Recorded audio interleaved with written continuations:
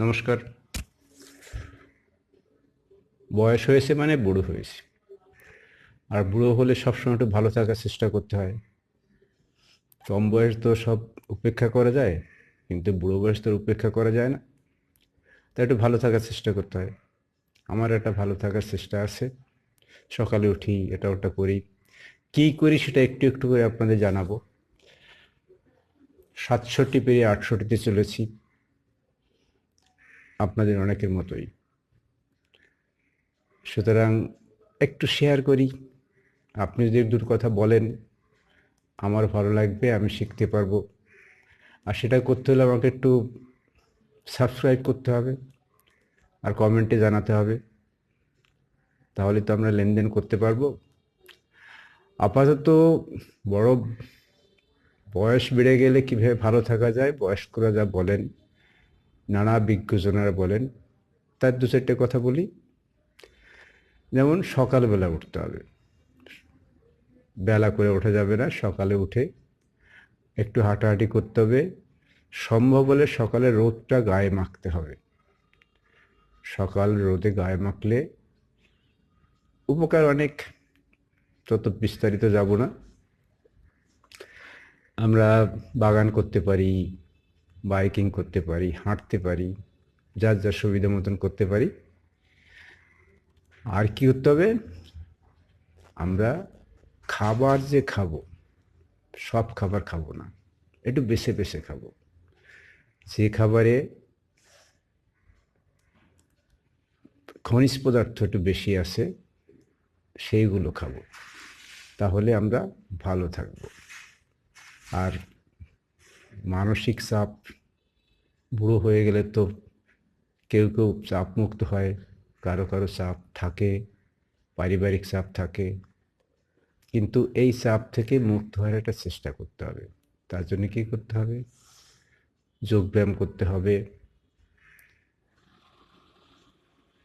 একটা ডায়েরি রেখে জীবনটাকে সেভাবে চালাতে হবে, বই পড়তে হবে, যাতে আমাদের জীবনটা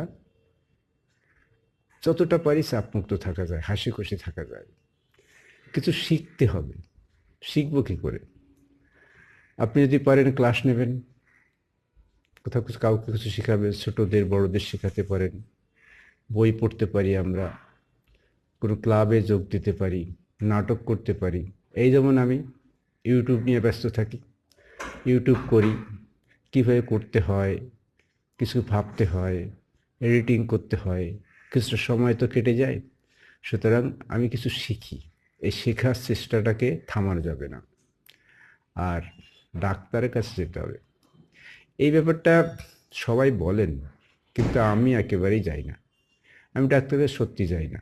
যখন খুব বিপদে পড়ি তখন যাই, না হলে চেক আপ করার জন্যে। ওতে মনে হয় চিন্তা আরও বাড়ে।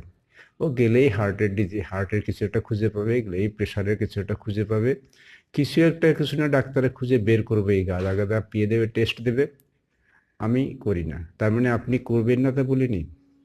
আমি ভালো আছি বলেই হয়তো করি না, কিন্তু আপনি করুন।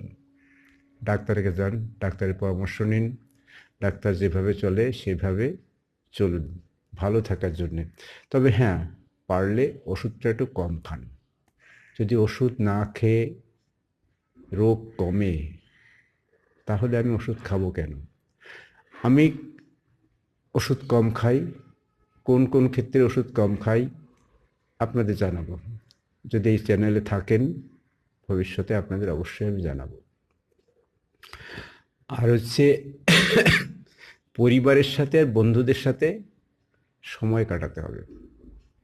পরিবারের সাথে বন্ধুদের সাথে কথা বলতে হবে, সে ঝগড়া হোক, ঝাঁটিও যাই হোক, হ্যাঁ, ভালো কথা হোক, ভালোবাসা হোক, এদের সঙ্গে যোগাযোগ করতে হবে। একা থাকা যাবে না। একাকিত্বটা বড় কঠিন রোগ।